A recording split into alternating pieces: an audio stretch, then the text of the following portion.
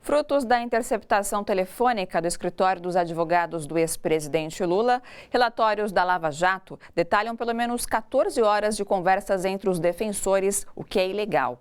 Essa é a base do processo em que os advogados tentam anular no Supremo Tribunal Federal a condenação do Lula no caso Triplex do Guarujá. A partir do relato de uma testemunha, o advogado Pedro Henrique Viana Martinez. A interceptação foi autorizada em 2016 pelo então juiz Sérgio Moro, no escritório do advogado Cristiano Zanin. Segundo Zanin, o grampo foi um verdadeiro atentado à democracia e ao Estado de Direito. Para falar sobre esses grampos, eu converso agora com o João Caires. Boa noite, João. Seja bem-vindo aqui mais uma vez no seu jornal. Tudo bom? Tudo bem. Você acredita, João, que neste caso a Lava Jato cometeu um crime? Bem, a Lava Jato ela tem um histórico de crimes, né? Se a gente analisar toda a operação, várias coisas foram feitas de forma ilegal. E essa história do grampo agora é mais uma, né? E desde o início, até do impeachment da presidente Dilma, aquele grampo que era uma conversa informal também, foi vazado, aquela coisa toda, já no momento que tinha sido não mais permitido fazer o grampo, porque primeiro tinha autorização, depois não tinha mais autorização. E não aconteceu nada, né? O próprio juiz, à época, o Sérgio Moro, pediu desculpas, como se pedir desculpas resolvesse o problema, como ele fez com o Onyx Lorenzoni, né? Toda a conversa. Exatamente. E agora a gente vê que, por lei, é totalmente proibido, né? O advogado tem direito a isso. É um estado de exceção. É como tentam, por exemplo, plantar provas contra o ex-presidente Lula, porque todos sabemos, quem acompanhou e leu o processo, que ele está condenado sem prova e sem crime. E mais é tipo, vocês viram outro dia uma polícia com um problema de moto, e os caras plantando uma arma no local do acidente, do crime, na verdade. Colocou a arma na mão da vítima? Na mão da vítima, para dizer que eles foram recebidos a tiro, assim, plantando provas contra a pessoa. E o que a gente vê, ouvindo agora esse áudio, é a mesma coisa. Tivemos uma operação chamada, tem a Operação Lava Jato, a Operação Satyagraha, que ela foi anulada justamente por conter áudios, né? E aí o juiz, à época, considerou que eram provas que foram ilegais, obtidas de forma ilegal, então todo o processo foi liquidado e um delegado da Polícia Federal, o Protógenes, foi afastado também.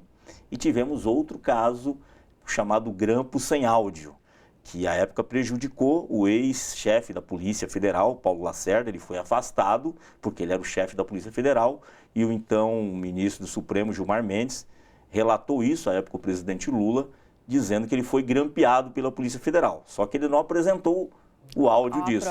Mas mesmo assim, só pela suspeita levantada pelo poder do Supremo Tribunal Federal, do ministro, ele foi afastado.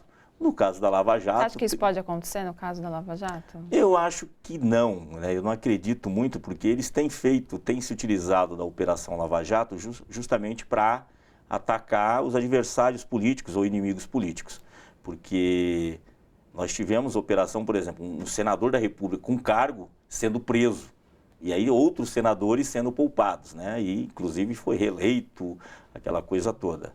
E eu não vejo isso, acho que depende mais de uma conscientização da população de entender que há um estado de exceção no Brasil. Para algumas pessoas vale, para outras não vale nada. O caso do presidente Lula é um absurdo. Esse caso está bem explícito. Bem explícito. Esse regime de exceção. Grampearam totalmente o escritório, que é proibido por lei. Inclusive conversas onde a defesa estava tratando dos assuntos, a sua estratégia, como é que eles iam fazer. Aí os acusadores, que na verdade o juiz ele tem que estar lá para julgar. E um dos problemas do Brasil é que o juiz está virando acusador e ele julga. Então é um absurdo. O acusador é o promotor, não o juiz. O juiz tem que ficar naquela.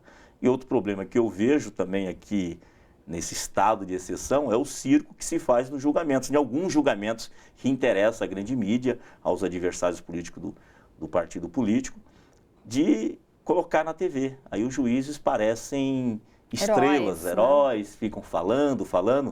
E como eles se espelham muito nos Estados Unidos, podiam se espelhar no modelo americano, por exemplo, que nem foto pode se tirar dentro do tribunal. Você desenha.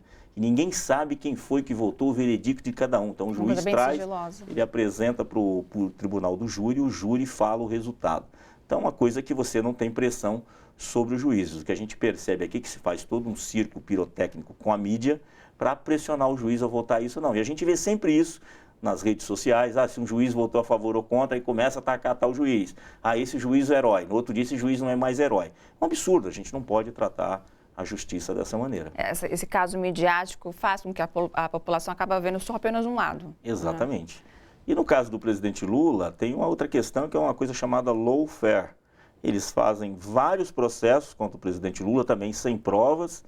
Foi o caso do triplex, o caso do sítio, e vão criando. Aí ele se liberta. O caso do triplex não é condenado. Aí o Ministério Público agora, inclusive, quer passar o Lula para o regime semiaberto. Mas aí, na sequência, eles querem voltar um outro processo, que aí aumenta a pena e o Lula não pode ficar no semiaberto. Então, você vai criando condições para ir mantendo a pessoa presa. Isso tem sido com outras pessoas também, como o Vacari, que foi tesoureiro do PT, continua preso, ele é inocentado de um processo, mas automaticamente vem um outro processo, e ele nunca sai da cadeia, e vai acrescentando. Então, isso é um absurdo, o que mostra que o Brasil é um estado de exceção, e não adianta falar, o advogado não é bom, o advogado não é. Pode ter os melhores advogados, inclusive na defesa do presidente Lula, teve um ex-presidente do Supremo Tribunal Federal, que é muito conceituado, o senhor Sepúlveda Pertence, que mesmo assim não adiantou nada. O problema não é uma questão legal, é uma questão política, uma decisão política de manter o presidente Lula, porque não tem nada contra ele. João, obrigada, pela sua participação mais uma vez aqui no seu jornal. Obrigado. Gente, bora fortalecer a TVT? É só clicar em inscrever-se e depois clicar no sininho. Pronto! Assim que pintar notícia nova, você fica sabendo no ato.